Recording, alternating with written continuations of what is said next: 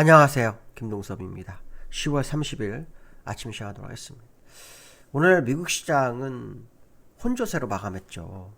장 초반에는 다우와 나스닥이 모두 상승을 했는데 장 끝날 때는 혼조세로 마감하면서 다우는 하락, 나스닥은 상승해서 마감했습니다. 일단 나스닥은 신고가를 계속 갱신하고 있는데요. 미국 시장이 하락하게 된 것은 FOMC 회의 결과가 시장에 영향을 미쳤다? 이렇게 생각할 수도 있습니다. 일단 금리 인하는 0.25%를 했는데요. 시장 예상치에 부합하기 때문에 시장은 환호를 했습니다. 일단.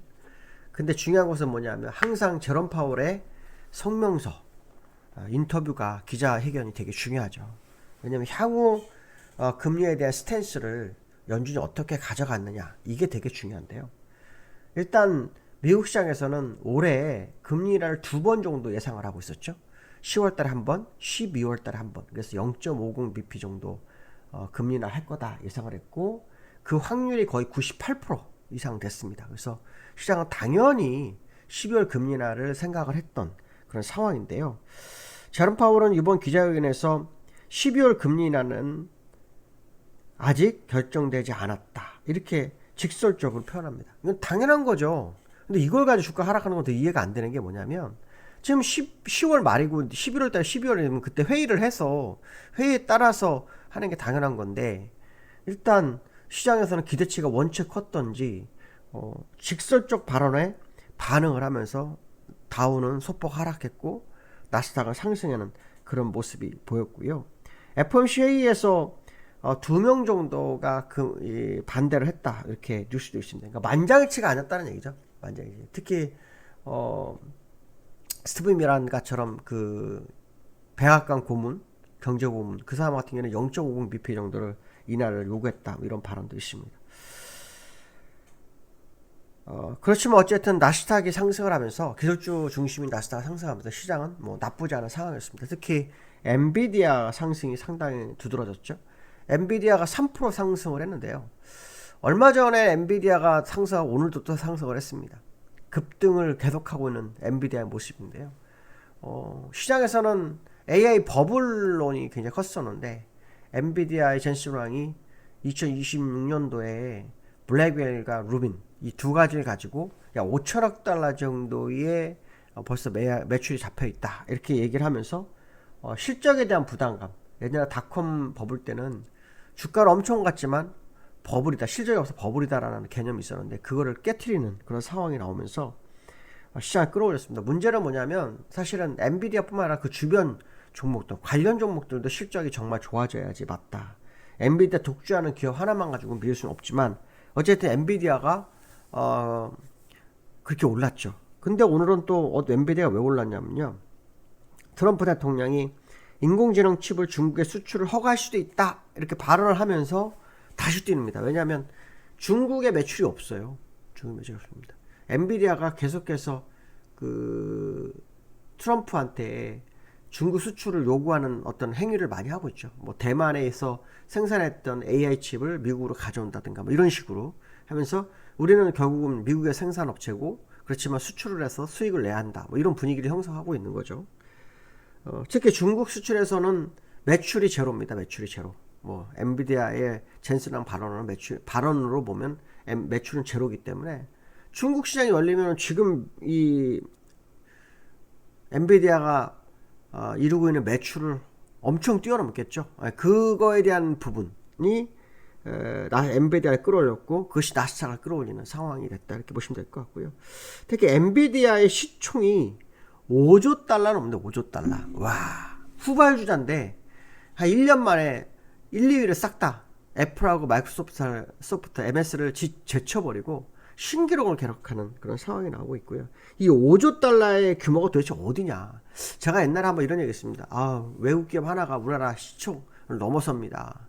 그렇기 때문에 삼성전자 같은 경우에는 정말 너무 뒤처진 종목입니다. 이런 얘기를 한번 제가 한 적이 있을 거예요. 기억나시는지 모르겠는데 독일의 시총을 넘어서야 되면 독일의 GDP를 넘어야 돼. 시총이 아니라 GDP. 그러면 어마어마한 겁니다. 이건 진짜 기업 하나가. 근데 애플이나 마이크로소프트 세 개만 갖다 붙여도 뭐 어느 나라 따라 붙을 수 없죠. 왜냐하면 전 세계에서 경제 규모가 가장 큰 나라 중에 하나가 독일입니다. 독일이 GDP를 넘어섰다는 것은 지금 미국 시장이 어마어마하게 강세구나 이런 생각을 한번 해볼 수 있는 그런 모습이다 이렇게 말씀드릴 수 있고요. 나스닥과 다우 여론을 보시면 다우는 뭐 오늘 장 초반에 올랐었어요. 보시면 여기 올랐었어요. 얼마까지 오늘 0.7% 올랐다가요. 마이너스 0.5% 갔다가 낙폭 줄이고 좀 끝나는 0.15% 정도로 끝나는 상황입니다. 그렇죠. 뭐 일단 월봉상으로 돌파해놓고 움직인 거기 때문에 그걸 뭐 회귀하거나 하는 상황 아니었다라고 본다면 뭐 오늘 조정 준 건 뭐 큰 의미가 없을 수도 있다 이렇게 해석도 해볼 수 있을 것 같고요.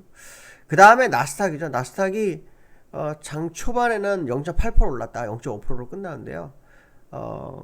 트럼프의 어떤 그 엔비디아 수출 허가 이거로 주가를 끌어올렸는데 제롬 파월이 추가 금리 인하에 대한 어떤 불확실성을 제기하면서 주가가 밀렸었죠. 마이너스 0.27%까지 밀렸다가 다시 회복하는 그런 흐름을 보였다 이렇게 보시면 될 것 같고요. 엔비디아 차트 오랜만에 볼까요? 어마어마하게 5일 전에만 사도 상당히 수익이 많이 났다고 하죠. 5일 전에만 샀어도 지금 얼마입니까? 이때가 180불이었으니까요. 207불가 한 15% 올랐네요. 15% 정도 상승할 수 있는 수익이 날 수 있었던 그런 뭐 상황이다. 이런 해석도 됩니다.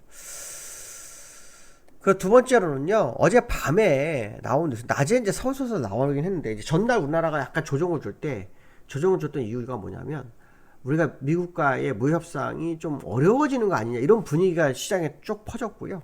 그게 주가를 막 밀어냈어요. 근데, 어제는 오히려 올랐죠. 미국 상승하면서 올랐는데, 미리 시장에 뉴스가 나왔는지 모르겠지만, 시장에서는 이제 어제 밤에 한미 무협상 타결해서 뉴스가 나왔어요. 뭐 지난번 뉴스가 시장에 나왔던 게 뭐냐면 연간 200불씩 10년간 주고 1,500억 불을 어떻게 할 거냐 이에 대한 부분이었죠. 이게 이제 결정 났죠. 200억 불씩 일단 선불 줄로 미국에 주는 거고 1,500억 불은 조선업의 공동 투자를 통해서 뭐 진행하겠다 이렇게 합의를 봤다고 합니다. 그래서 상호가세 15%를 유지했고요. 자동차 및 부품주가 15%로 낮아졌다고 합니다. 25%였잖아요. 이제 오늘 이게 종목에 반영이 되는지 봐야 됩니다. 삼성전자, 현대차. 특히 제 엔비디아의 젠슨왕이 삼성전자와 현대차 그룹과 함께 AI 공동 공급 이런 얘기를 했었거든요. 그거에 대한 계약 그런 얘기 했었기 때문에 오늘 이게 시장을 끌어올리는지가 관전 포인트입니다. 오늘. 왜냐하면 그동안 우리나라는 한미 협상이 체결되지 않은 상태에서 주가가 올랐고 타결 기대감 이런 것도 사실 크게 없었던 부분이잖아요. 이게 타결됐는데 이게 어떻게 될지. 문제는 이제 200억 불인데 이게 환율에 영향을 안 미칠 거라고 그러는데 글쎄요. 이거는 잘 모르겠습니다. 200억 불이 작은 돈은 아니거든요. 왜냐하면 우리나라가 4천억 불이니까 4천억 불의 5%, 약 한 4% 정도, 4.7% 정도 되는 돈을 매년 내보내야 됩니다. 그러니까 이게 한 달에 20억 불씩 움직인다, 계산한다, 영향 없을 수도 있겠지만, 전체 금액으로 보면 작은 금액이 아니기 때문에, 환율이 막 떨어지지는 않을 것 같습니다. 어저께 여기에서 환율이 1422원, 제가 어저께 보기엔 1422원, 사실은 이 타결됐으면 한 3,40원 떨어질 줄 알았거든요. 저는 솔직히 개인적으로는. 근데 이제 말은 안 했죠. 근데, 한 10원 정도 안짝으로 밖에 안 떨어졌습니다. 그러니까 200억 불이 작은 금액이 아니라고 시장을 인식하는 것 같습니다. 그래서 이거로 인해서 아마 미국에서는 환율 조작국 관찰대사 이거 안 할 것 같습니다. 왜냐면 자기도 돈을 받아야 되니까요. 당연히 오늘 나가는 5% 정도 되는 돈이 1년 내 나가는데 환율 가지고 뭐라고 안 하겠죠. 그러니까 환율이 아마 계속 환율이 막 떨어지진 않을 거다는 생각도 한번 해볼 수 있는 상황이 아닐까. 어저께 여기에서 그러니까 본작이 1430원을 끝났는데요. 여기에서 1426원 정도 끝났습니다. 25원, 26원. 그리고 장중에는 1420원. 정확하게 제가 보고 있었거든요. 그래서 그러면 예상 밖으로 크게 빠지지 않은 그런 흐름입니다. 일단 정배열 상태에서 오이서 살짝 꺾이는 그런 모습이 있지만 이게 정배열에 한번 들어오면요.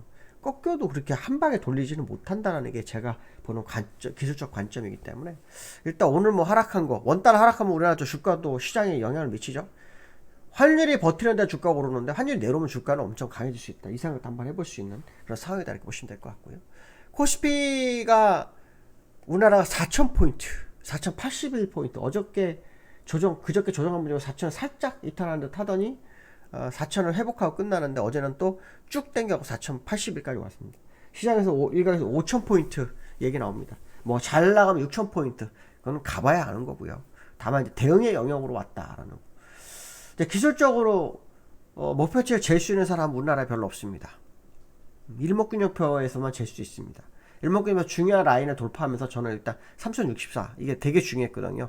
연봉이나 이런 부분에 있어서 돌파가 되면서 일단 저는 이제 대응의 영역으로 시장 접근했고요. 골드연도 수익이 엄청나게 쌓여있는 상황입니다. 이번에 어제도 뭐 아래부터 끝까지 싹 다 수익을 챙기고 있는 상황이고요. 저는 어떤 생각을 하고 있냐면 분명히 꼭지가 나올 건데 그 지점은 제가 두 군데를 예측하고 있습니다. 원래 하나였는데 그 중간에 하나를 더 이렇게 찾아내서 그 두 개를 지금 보고 있습니다. 그래서 그 자리까지 오면 뭐 방향에 대한 뭐 언급을 좀 해드리겠지만 어쨌든 지금 상황으로서는 대응의 영역으로 접근하시는 게 맞다. 또 관심 있으신 분은 골드연으로 좀 많이 오시면 될 것 같습니다. 오늘 여기까지 하겠습니다. 감사합니다.